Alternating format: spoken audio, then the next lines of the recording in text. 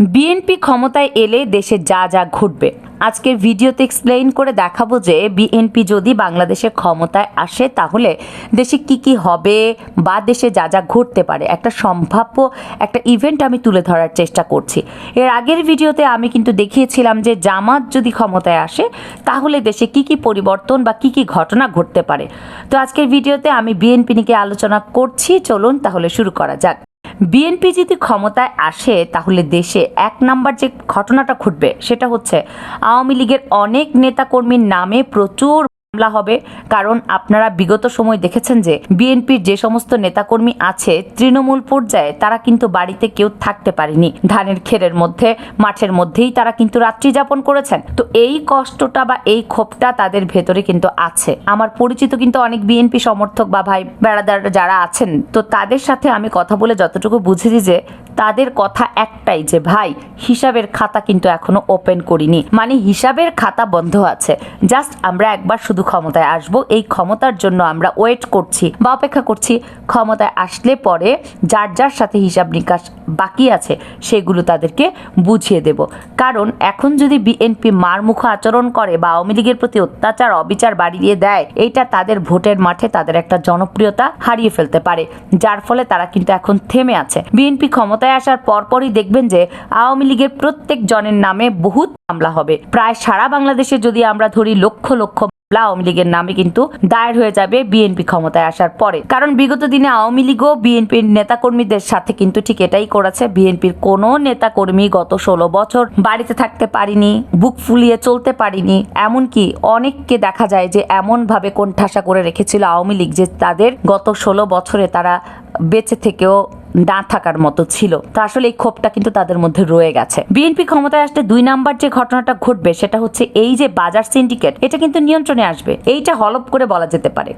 কারণ কি জানেন যে এই বাজার সিন্ডিকেট যারা করে এরা কিন্তু রাজনৈতিক প্রভাব ছাড়া এটা কিন্তু করতেই পারে না। এই যে এখন যে ডক্টর ইউনূস সরকার আছেন, তো তিনি চাইলেও কিন্তু প্রশাসন দিয়ে এই বাজার সিন্ডিকেট নিয়ন্ত্রণ করতে পারছেন না। সব জিনিসের দাম কিন্তু বেড়েই চলেছে। কারণ এখন এটার যারা দখলে আছে, এখন বর্তমানে কিন্তু যারা এই বাজার দখল করে আছে বা বাজার সিন্ডিকেট যারা আছে তারা কিন্তু বর্তমানে অধিকাংশই বিএনপির ছত্রছায়া আছে। কেননা 5ই আগস্টের পর থেকে কিন্তু আওয়ামী লীগের কোনো নেতাকর্মী এখন মাঠে নেই। সুতরাং বিএনপি যখন ক্ষমতায় আসবে তখন এই বাজার নিয়ন্ত্রণ করা তাদের পক্ষে খুবই ইজি হবে। কারণ আগেই বললাম যে এই বাজার সিন্ডিকেট যারা আছে তারা কিন্তু পলিটিক্যাল পাওয়ার ছাড়া এটা করতে পারে না। তো এখন বিএনপি ক্ষমতায় থাকাকালীন দেশের মানুষকে জিম্মি করে দাম যদি বেড়ে যায় তাহলে এটা তো বিএনপির বদনাম হবে। সেক্ষেত্রে দেখবেন বাজার সিন্ডিকেট যারাই করবে বিএনপি নেতাকর্মীরাই তাদেরকে কিন্তু ঠেকাই দিবে, যার ফলে এটা আশা করা যেতে পারে বিএনপি ক্ষমতায় আসার পরে দ্রব্যমূল্যের দাম কিছুটা সহনীয় পর্যায়ে কিন্তু আসতে পারে বা কিছুটা কমে যেতে পারে বলে আশা করা যায়। বিএনপি ক্ষমতায় আসলে 3 নাম্বার যে ঘটনাটা বাংলাদেশে ঘটতে পারে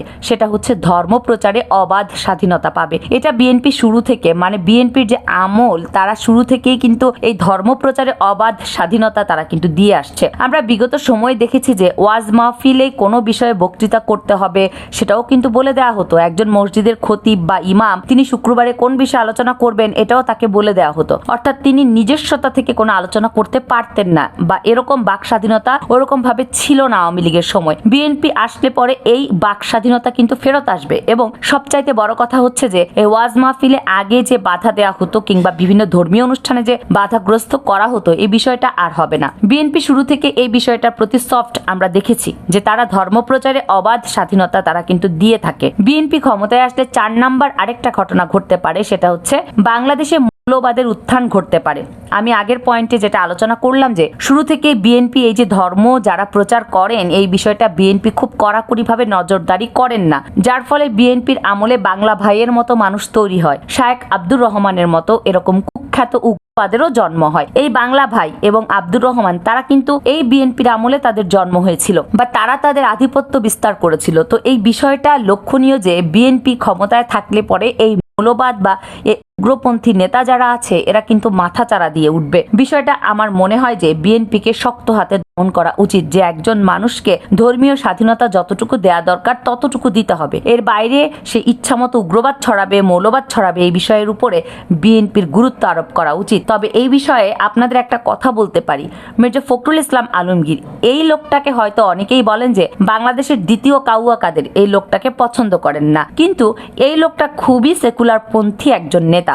বাংলাদেশকে যেই পর্যায়ে বা যেভাবে চলা দরকার সেইভাবেই কিন্তু তিনি চালাতে চান। তিনি কোনো মৌলবাদকে সমর্থন করেন না, উগ্রতাকে সমর্থন করেন না। এতটুকু নিশ্চয়তা দিতে পারি যে এই বাংলাদেশকে যারা আফগানিস্তান কিংবা উগ্রপন্থী কোনো দেশ বানানোর যারা চেষ্টা করবেন ভবিষ্যতে বা যারা করছে, অন্ততপক্ষে মির্জা ফখরুল ইসলাম আলমগীরের মতো মানুষ যদি বিএনপির মহাসচিবের দায়িত্বে থাকেন তারা কিন্তু তা পারবেন না। তবে এই লোকটা যদি মহাসচিব থেকে কখনো সরে যায় তাহলে কিন্তু ওই যে বললাম যে বাংলা ভাই যেভাবে জন্ম নিয়েছিল, শায়েখ আব্দুর রহমান যেভাবে জন্ম নিয়েছিল, ওই রকম উগ্রবাদ নেতা হয়তো আবার জন্ম নিতে পারে। তবে মির্জা ফখরুল ইসলাম আলমগীর বিএনপির মহাসচিব যতদিন পর্যন্ত আছেন অন্তত পক্ষে তিনি একজন অসাম্প্রদায়িক মানুষ, প্রকৃতপক্ষে তিনি একজন যোগ্য লিডার। কিন্তু বিএনপির মধ্যে এইটুকু অন্তত পক্ষে বলতে পারি। এরপর বিএনপি ক্ষমতায় আসলে সর্বশেষ আরেকটি ঘটনা ঘটতে পারে, সেটা হচ্ছে অধিকাংশ জেলায় বিএনপি এবং জামায়াতের মধ্যে একটা সংঘর্ষ হতে পারে। কারণ কি, একই রাজ্যে দুইটা সিংহ বা দুইটা বাঘ থাকতে পারে না। আগামীতে বিএনপি এবং জামায়াতের মধ্যে সংঘর্ষে আশঙ্কা করছি কেন?